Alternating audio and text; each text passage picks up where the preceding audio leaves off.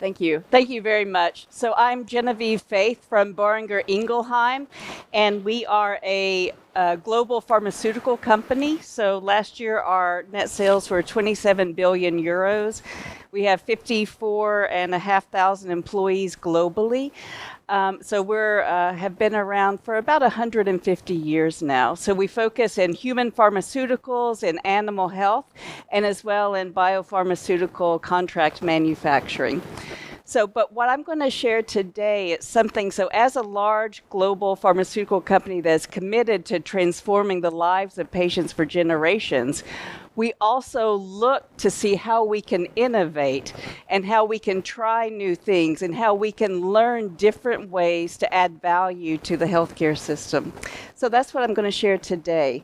So we actually, in China, we've been in China since 1994, and we have about 3,000 employees there, and it's a very crucial market to us with very interesting unmet needs in a healthcare system. So what I'm going to share with you is a pilot innovation that we did there to help us learn and help us address a real healthcare challenge in China. And as a pharmaceutical company, we actually built a hospital. We actually built an internet hospital in China, and I'm going to share how we did that, some of our learnings. I think you are much more experienced at the hospital building piece to us and getting it operating, but we had a lot of great fun learnings along the way. So Healthy China 2030. So I'm just going to tell a little bit about why we would do this. So Healthy China 2030 is the overarching government national health platform for reform, and it really highlights stroke and rehabilitation as a key focus areas. So 270 million hypertension patients, 13 million stroke patients a year, who are living, about 4 million every year, and it's the number one cause of death in China. All the cities have very much a government structure, funding, plans, and are measured on those plans for how they work to improve the stroke care ecosystem in China. So there is a lot of government recognition and support that this is a major healthcare, public health impact that destroys the lives of families, and there's room for improvement. So this is the ecosystem that we were looking at. And in China, we have a lysis product, so to treat the acute stroke, which is Actalyze, and it is the core foundation of our entry into stroke. And we also then have the pharmaceutical products for hypertension, for diabetes, moving into other areas about the risk factors. So what you see is that we then looked at the entire ecosystem with what a patient goes through, and then we built up over time, over a few years, what could we do as a pharmaceutical company to offer direct value to the patients, or find a partner or partner with the government. So prevention, our pharmaceutical products, education, so both collaborating with we collaborated with the government on a very large organized public health campaign. We did smaller public health campaigns in detection as well. So we did some partnerships with device companies. We did some support as well for one of the key challenges in China, being such a large country with very focused healthcare systems, how the stroke actually not just gets recognized, but then the emergency medical service transport to the stroke center and knowing which stroke center to go to. So a lot of public health partnerships there with the training emergency rooms, emergency doctors, and the ambulance drivers, helping support this mapping in their own apps that they use for how to find the closest certified stroke center. Doing some partnerships with diagnostic companies on improving diagnostics, And then in treatment, doing actually care path optimization as well, working with some of the experts and groups there, and training emergency doctors, so the heads of the emergency rooms, on how to go back and really optimize then their care pathway for the stroke patients. They call it green channel in China. We did some partnerships with different cities and with commercial insurance, but we saw that we actually didn't have anything to offer for rehabilitation, which we know if patients have a stroke, get the best treatment, it's still a very long path to recovery for them. And we started out for about 2 or 3 years before I joined the China organization, operating the local rehabilitation department at a local hospital, just so that we could bring in our German model, we could really learn how it works and be able to make a better decision. So how to adapt the German rehabilitation model, which is actually very advanced and very holistic, into the China market and have it work with China characteristics. So we learned about the hospital business and said, okay, this is really, really tough, and particularly to do it in China. And looking at the average months of stay of a China for those 3.6 million people that do get a stroke, and just projecting forward as well China's population boom, we saw that there would actually be needed for the country 600,000 rehabilitation beds, which, with all the will in the world, we could not have an impact on. Even the government can't build that many beds in China. So it's very, very unrealistic.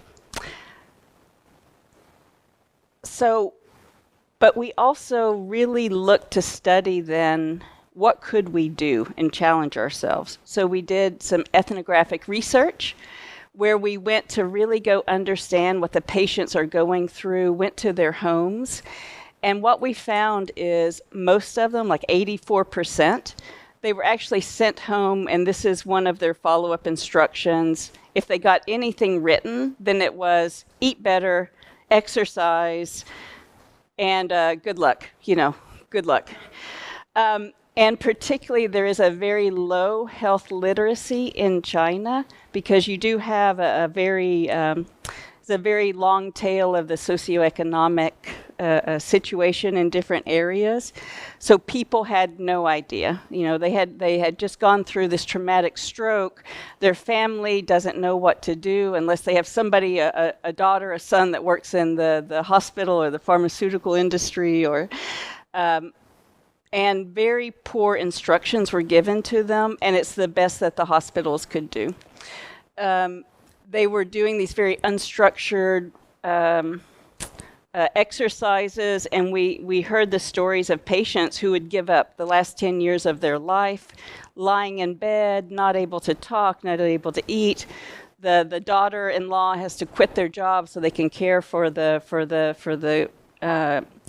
parent, and the parent feeling, who's had the stroke, that they're just this incredible burden wanting to end their lives. So this we knew our model works for the German rehabilitation. We knew that we couldn't really, starting an own bed system wasn't enough, or even partnering and sharing with different hospitals wasn't enough to address the problem. And this is really what the patients were going through. So we had this pilot rehab center experience. We talked to a lot of experts as well to get their input. And we actually had in-house, so a digital innovation laboratory called BIX, so Boehringer Ingelheim X, which employs, it's an in-house tech innovation building to really follow best principles for defining the problem, coming up with then different ways to iterate the solution to it, and MVPs. And so we said, we know a lot about stroke. We've understood a lot about the rehabilitation needs. We have the clinical experts as well. And we actually have an in-house digital innovation lab. Well, let's mix all those together and see, could we actually then have a scalable telemedicine solution that we could offer to China?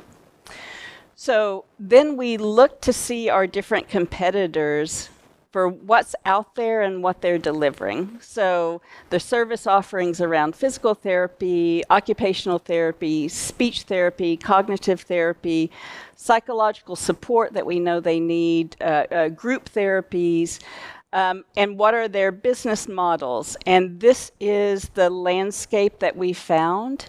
And I would say 66 now is the one of the ones that's the most successful. And they have really started in speech therapy. They had a very strong foundation in child speech therapy, which the Chinese will spend an incredible amount on their children to give them the best opportunities forward. And they were one of the ones that we learned the most from.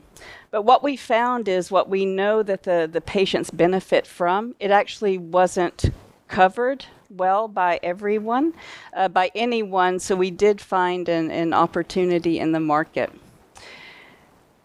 So then we went back to see then where this is across that patient's journey from the acute phase to early rehab in the hospital, getting a little bit better, knowing that they will always need to go home and continue. What are the real strategic unmet needs at these different steps? And then which partners in the ecosystem then have the biggest impact on that patient? So what leverage points could we actually find? And we know that our German neurological rehabilitation model is very comprehensive, based on 100 years of experience. So started from Otto von Bismarck. The reimbursement has been worked out, which that's one of the key barriers in China currently is the reimbursement for rehabilitation. So we knew that we could have a good match then with those unmet needs. So we came up with our vision then for what we wanted to offer. So all the different patient modules, different relative modules, which would really make us very unique. So because of this low health literacy, the importance of the family in making the treatment decisions and supporting the longer recovery journey. So this education and very simple language, which based on what the patient really needs to hear. What the relatives need to do, so around how to actually, when your mom comes home, how do you actually make your home friendly for him or her? What do you actually do? What do you need to do with the cupboards? What do you need to do with the rugs? So this very practical information that we learned from our expertise, learned here, and then also from our actual clinical staff providing the treatment to our patients. How we could actually then commercialize it. So what would our go-to-market model be? And then as well, how we would want to involve clinicians and what kind of algorithm support. Because the healthcare training system in China is incredible, but there's also a lot of variability, particularly everywhere for rehabilitation, because it's such a personalized service. You have no standardization or little standardization in China in the diagnostics that you do, and then the treatment decision and the actual treatment one-on-one with the therapist is highly, highly variable. You just go and do it and you rely on the expertise and the patient gets better. So the quality standards are something that every rehabilitation center and hospital are also building in China. But this is the holistic vision that we wanted to bring. And then how to actually commercialize these patient steps into the user journey. So what we decided is we need to put it in the phone that the patients are using, because the China is mobile first. Everything is on WeChat. Everything is on the Alipay system. All the services are combined. So that is where the patients are. So no extra device, no nothing. Go for reach rather than sophistication. And then we decided that we would enable, because the physician is so important to the patient acceptance and understanding, and as well China's internet treatment laws, we would enable that initial assessment over a video interaction. And with China's internet hospital laws, this is perfectly fine as long as we had a first diagnosis record of having a stroke or having been prescribed rehabilitation. coming up with a personal therapy plan based on our standardized assessment, giving the patient a very structured exercise journey to do at home with videos, do these exercises on this days, and letting our therapists then have this library to choose from, monitoring the compliance with the plan, tracking the progress as well for the patient's emotional, and then also what they actually do, and then having regular video chats with online assessments to assess the progress. So this was our way to scale. And then we said, okay, well, how could we actually do this in a legal way in China? And what we found that we needed to do is we needed to form a joint venture with a local company, because as a foreign company at the time, we could not fully own an internet hospital or a hospital, attain an offline medical institution license, and then that would give us an internet hospital license that would allow us to commercialize this and operate it. So that's what we did. So we formed in March of 2022. Well, first in November 2021, so we signed an investment agreement. We selected a city region in Chengdu in the western part of China. That is an incredible place. And then we formed a joint venture, so with a local state-owned enterprise. And we started building. And so we built a hospital in a year and got it licensed, and it's fast even by China standards. So we had a shell of a building that was going to be an office building or a lab, and then we worked really, really hard during COVID to actually turn it into a hospital, hired some really great people to set it up and manage, and then had all of our processes, training, IT systems, HIS, EMRs in place, and we had our first patients in our internet hospital and our physical hospital in December 2022. So a 74-bed rehabilitation hospital that let us then really, we knew we wanted to keep practicing, because one, we needed to actually operate the business legally, and also keep abreast of having our rehabilitation methods innovate, and then use it to launch our digital health application. So what we found, and I pulled out some of the key data compliance frameworks, and the first one is like their GDPR equivalent, and any processing of the data of Chinese citizens has to comply with this. It's sensitive information for the hospitals. That's the classification. You have to do data impact assessments before any processing, and including the processing that you would employ different partners to do, very much into the consent to collect, and also exactly how you'll process the personal health data. Very clear notification as well about the risks and the ability to retract their data at any point in time, and very strict controls and encryption.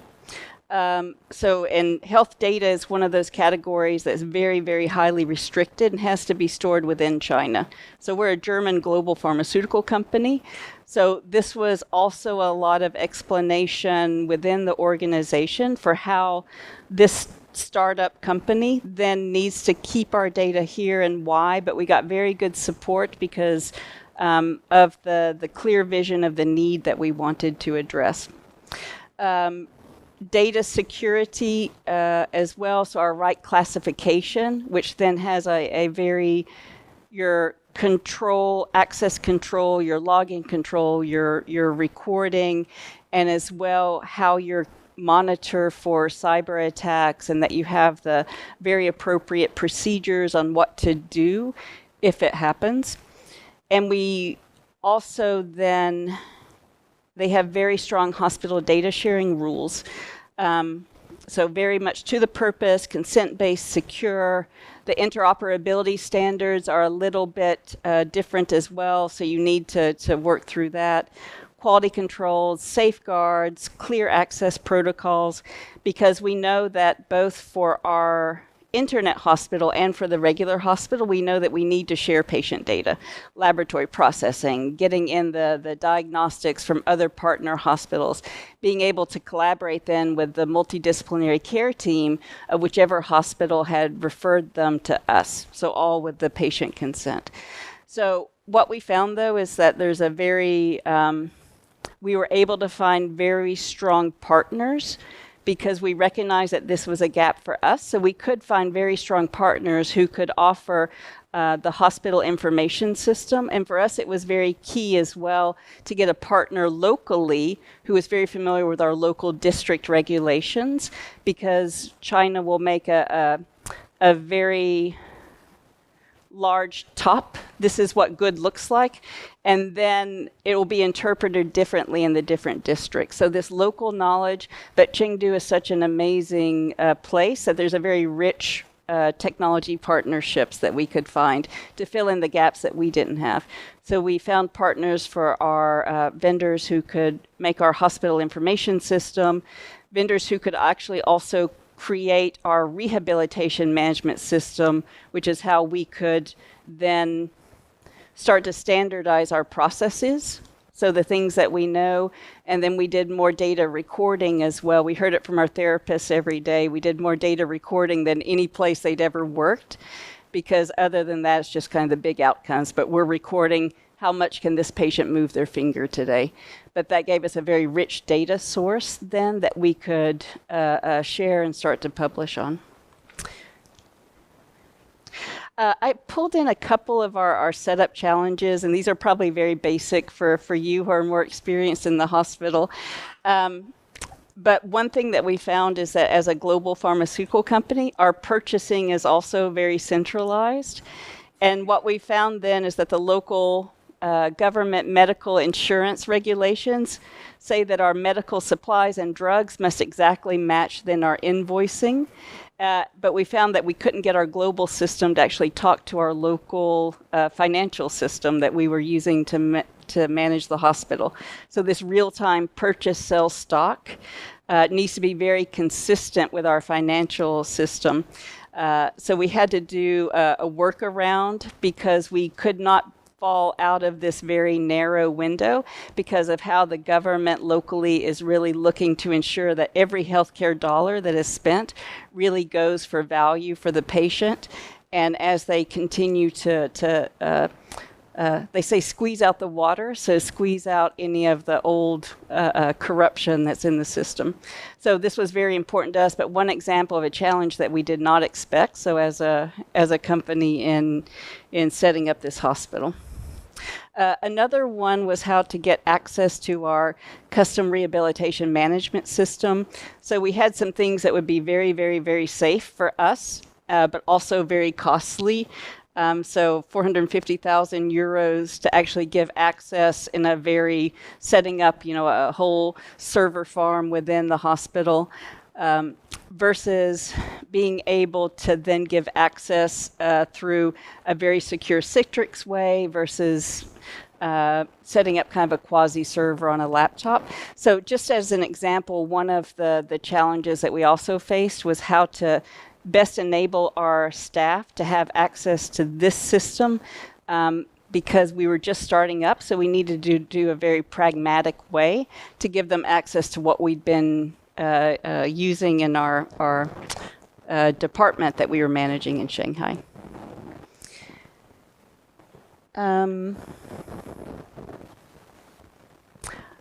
So what we looked at inside the hospital as we operated it was then this whole ecosystem of what enables and drives better care, and we work to reduce the barriers.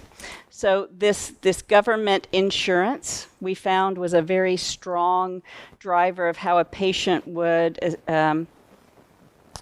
evaluate the quality of what you're offering. So if you're getting the government insurance, even though it's a very small amount, it means that you've been checked, so you're a good quality criteria because there's such a low level of knowledge about what makes a good rehabilitation center. So that was very important for us to work out.